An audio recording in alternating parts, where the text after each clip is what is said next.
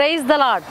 అనుదినం దేవునితో అనే కార్యక్రమాన్ని చూస్తున్న మీ అందరికీ మన ప్రభు అయిన రక్షకుడైన యేసుక్రీస్తు ఘనమైన నామంలో వందనాలు.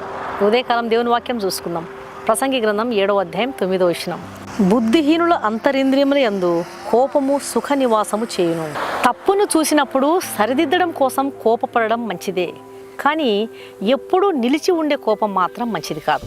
వాక్యం సెలవిస్తుంది, కోపపడుడి కానీ పాపము చేయకుడి. సూర్యుడు అస్తమించు వరకు మీ కోపము నిలిచి ఉండకూడదు అని. కోపం వల్ల ఎలాంటి నష్టాలు ఉన్నాయంటే, కోపతాపాల వల్ల కుటుంబాలు కూలిపోవచ్చు, ఉద్యోగం ఊడిపోవచ్చు, మర్యాద మంటగలిసిపోవచ్చు, పరువు ప్రతిష్టలు దెబ్బతినొచ్చు, అందరికీ లోకువు కావచ్చు, బంధుమిత్రులలో మంచి సంబంధాలు తెగిపోవచ్చు. ఇది వ్యక్తిగతంగా జరిగేటువంటి నష్టం. అయితే ఆత్మీయంగా జరిగేటువంటి నష్టం ఏమిటంటే, ఆత్మీయ జీవితం దెబ్బతింటుంది.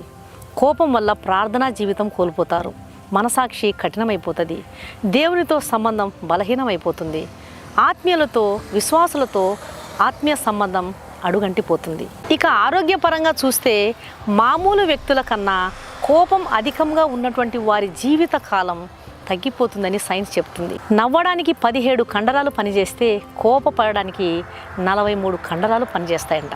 అంటే కోపపడితే శరీరం ఎంత ఒత్తిడికి గురవుతుందో చూడండి. నరాల వ్యవస్థ దెబ్బతిని బీపీలు, షుగర్లు మనిషికి అనారోగ్యాన్ని తెచ్చిపెడతా ఉన్నాయి ఈ కోపం ద్వారా.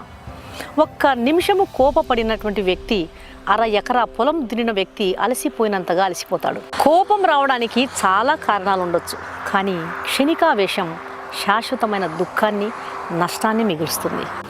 కోపం అగ్నిలాగా తర్వాత చల్లారిపోవచ్చు, కానీ అది బూడిదనే మిగులుస్తుంది. అంటే తీరని నష్టాన్ని మిగులుస్తుంది. కోపంతో అన్న మాటని, వింటి నుండి విడిచిన బాణాన్ని ఎవరూ ఆపలేరు. తీరా అది మిగిల్చేది గాయాలే. కోపతాపాలతో ఆరంభమయ్యేవి అన్నీ సిగ్గు, అవమానంతో ముగుస్తాయి. నీకు ఎవరి మీదనైనా సరే కోపం ఉన్నట్లయితే ఈ విధంగా చెయ్యి. ఒకసారి అబ్రహాం లింకన్ గారు తన దగ్గర పనిచేస్తున్నటువంటి వ్యక్తికి ఒక చక్కటి సలహా ఇచ్చాడు.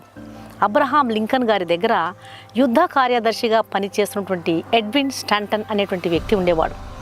ఒక ఆర్మీ ఆఫీసర్ తనని ఏదో మాట అన్నాడని కోపంతో, ఆవేశంతో అబ్రహాం లింకన్ గారి దగ్గరికి ఫిర్యాదు చేయడానికి వచ్చాడు. అబ్రహాం లింకన్ కూల్గా స్టాంటన్ను చూస్తూ, స్టాంటన్, నీ మీద కోపపడిన వ్యక్తి మీద నీకు ఎంత కోపం ఉందో, ఎంత భయంకరంగా అతన్ని తిట్టాలి అనుకుంటున్నావో అవన్నీ కూడా ఒక పేపర్ మీద రాయి అని సలహా ఇచ్చాడంట. ఎంతో ఆవేశంతో, కోపంతో ఉన్నటువంటి ఎడ్విన్ తన ఆవేశాన్నంతా, కోపతాపాన్నంతా కూడా ఆ పేపర్ మీద వెళ్ళగక్కాడంట. ఆ తర్వాత ఎడ్విన్ను అబ్రహాం లింకన్ చూస్తూ, ఆ పేపర్ను ఏం చేస్తావు ఎడ్విన్ అన్నాడంట. నేను ఇది ఆ ఆర్మీ ఆఫీసర్కు పంపాలనుకున్నాను అన్నాడంట.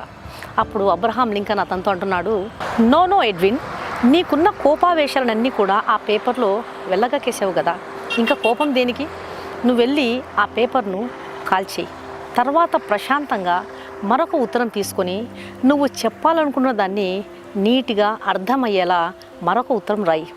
నాకు ఎవరైనా కోపం పుట్టిస్తే నేను ఇలాగే చేస్తాను, నువ్వు కూడా అదే చేయని చెప్పి అబ్రహాం లింకన్ తన కార్యదర్శికి సలహా ఇచ్చాడంట.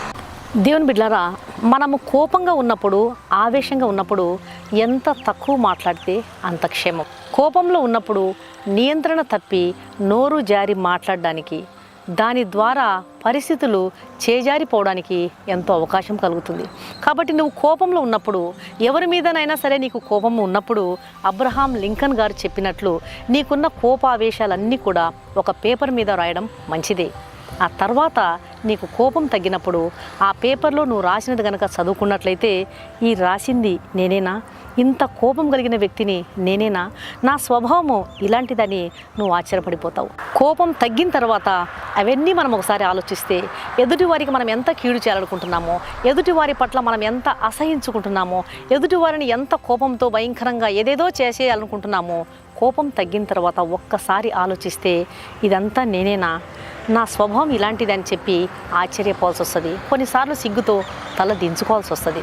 కాబట్టి దేవుని వాక్యం సెలవిస్తుంది, నరుని కోపం దేవుని నీతిని నెరవేర్చదు. కనుక కోపించుటకు నిదానించాలి. కోపావేశాలను అదుపులో ఉంచుకున్నటకు ప్రభు మనకు సహాయం చేయనుగాక. కళ్ళు మూసుకోండి, ప్రార్థన చేస్తాం. పరిశుద్ధుడైన మా ప్రియ పరలోకపు తండ్రి, ఈ ఉదయకాలం మీరు ఇచ్చిన వాక్యానికి స్తోత్రం నాయన. కోపం మనిషికి ఎంత నష్టాన్ని, వ్యక్తిగతంగా, ఆత్మీయపరంగా, ఆరోగ్యపరంగా కలుగజేస్తుందో తెలియజేశారు. దేవానికి స్తోత్రం నాయన. సూర్యుడు అస్తమించే వరకు మాలో కోపం నిలిచి ఉండకూడదని సెలవిస్తున్నారు. కోపం వల్ల మానసికంగా మాత్రమే కాకుండా ఆరోగ్యపరంగా, ఆత్మీయంగా దెబ్బతింటాం కనుక కోపాన్ని అదుపులో ఉంచుకునే కృప దయచేయండి. ఈ వాక్యం వింటున్న ప్రతి ఒక్కరిని దర్శించండి. అనారోగ్యవంతులను తాకండి, స్వస్థపరచండి. ఎగ్జామ్స్కు ప్రిపేర్ అవుతున్న ప్రతి బిడ్డకు మీరు జయము దయచేయండి.